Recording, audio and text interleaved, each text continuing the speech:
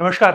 संसद के शीतकालीन सत्र के दौरान कांग्रेस का एक ही मकसद था, अडानी मोदी के नाम पर हंगामा किया जाए और संसद में कार्रवाई ना होने दी जाए, संसद ठप की जाए। लेकिन पिछले कई दिनों से बीजेपी ने पलटवार करते हुए गांधी परिवार पर वो निशाना बनाया है, वो हमला किया है कि अब कांग्रेस खुद सहम गई है, बैकफुट पर आ गई है।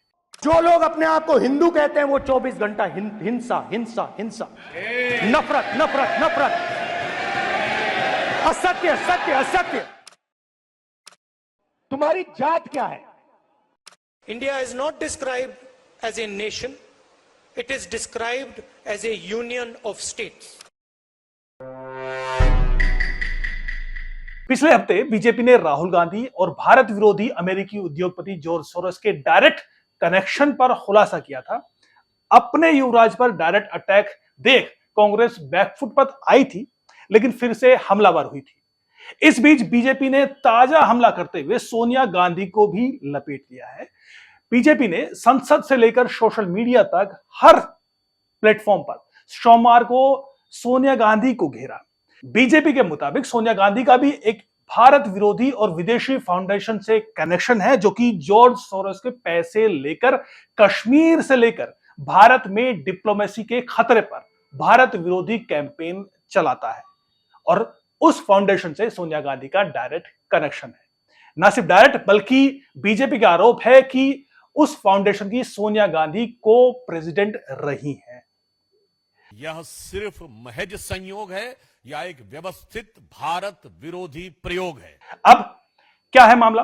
सोमवार को बीजेपी के तेज तर्रार प्रवक्ता सुधांशु त्रिवेदी ने एक प्रेस कॉन्फ्रेंस की और बताया कि कैसे कांग्रेस जॉर्ज सोरोस के साथ मिलकर भारत को अस्थिर करना चाहती है।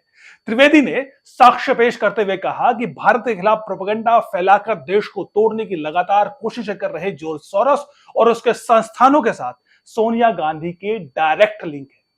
सुनिए। एक संस्था है जिसका नाम है forum for democratic leaders in Asia Pacific, और इसके बारे में कहा जा रहा है कि this is a non profit organisation established in 1994 with the mission to promote democracy in Asia Pacific region. अब इसमें 4 लोग सह अध्यक्ष हैं, 4 लोग सह अध्यक्ष हैं, और उसमें एक श्रीमती सोनिया गांधी जी भी हैं। जो लोग हैं उसमें फिलीपींस की कैरेजोन एक्विनो हैं, जिनको जो फॉर्मर प्रेसिडेंट ऑफ फिलीपींस हैं, कियाम डेन जूंग हैं जो कि प्रेसिडेंट हैं National Congress of New Politics के, ऑस्कर सांचेज हैं जो former president of Costa Rica हैं, और Sonia Gandhi ji in the capacity of chairperson of the Rajiv Gandhi Foundation. ये आप देख सकते हैं। बीजेपी ने the Forum of Democratic leaders in Asia Pacific website का हवाला देते हुए बताया कि कैसे यह फाउंडेशन जम्मू कश्मीर में पीस और आजादी के नाम पर पाकिस्तानी नैरेटिव को हवा देते रहे हैं।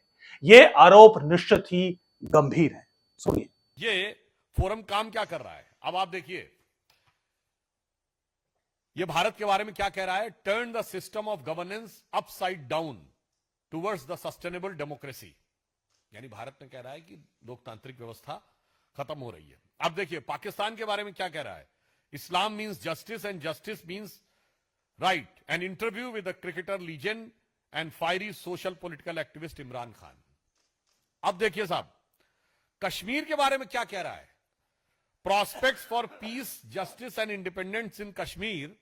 और इंटरव्यू किसका है? Interview with lieutenant general retired Nishan Ahmad, director institute of regional studies Islamabad, Pakistan. Bharat में डेमोक्रेसी खत्म हो रही है और कश्मीर में जस्टिस होना चाहिए, उसके लिए पाकिस्तान के थिंक टैंक का इंटरव्यू है। कश्मीर के मामले में भारत विरोधी नैरेटिव को हवा देने वाले इस फाउंडेशन को फंड करने वाला वही जॉर्ज सोरोस है जिस पर भारत में मोदी सरकार को स्थिर करने से लेकर यूएस में ट्रंप को सत्ता से बाहर रखने के लिए तमाम साजिशें रचने के आरोप लगते रहे हैं। वेबसाइट पे प्राप्त जानकारी के अनुसार financial support by contribution from Soros foundation.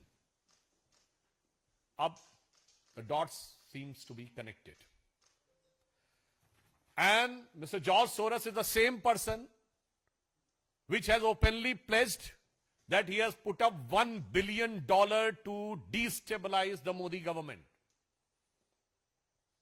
बहुत साफ है कि धन कुबेर से धन का प्रवाह किस काम के लिए हो रहा है। आज तक भारत या विदेश के किसी भी धनी व्यक्ति ने ओपनली पॉलिटिकल एजेंडा के लिए धन देने की वह घोषणा नहीं की है, और यह जॉर्ज सोरोस ने किया है। इसलिए हम इस गंभीर विषय को उठाना चाहते थे।